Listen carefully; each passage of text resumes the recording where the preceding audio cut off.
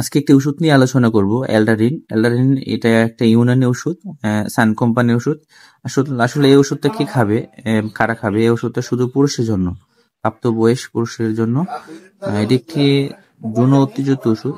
যাদের যৌন দুর্বলতা রয়েছে তাদের জন্য এই ওষুধটা খেলে অনায়াসে 3 বার আপনি সহবাস করতে পারবেন।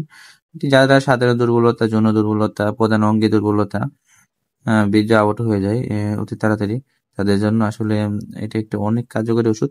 আসলে এলডারিন ইউনানি ওষুধগুলা আসলে অনেকেই সাথে সাথে খায়, সাথে সাথে সহবাস করতে যায়, তেমন একটা ভালো কাজ করে না। আসলে আমি বলবো এই ইউনানি যে মেডিসিন গুলো আছে আপনি কমপক্ষে 2 ঘন্টা আগে খাবেন। 2 ঘন্টা আগে খাবেন একটি ট্যাবলেট, সহবাস করার 2 ঘন্টা আগে খাবেন। আপনি যদি 2 ঘন্টা আগে খান তাহলে অবশ্যই ভালো রেজাল্ট পাবেন।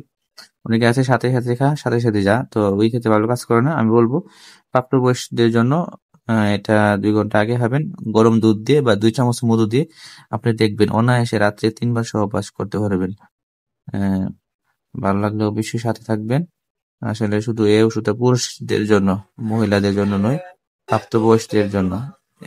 এরপরও ওষুধ খেতে চাইলে অবশ্যই ডাক্তারের পরামর্শ অনুযায়ী খেলে ভালো। ভালো লাগলে পাশে থাকবেন।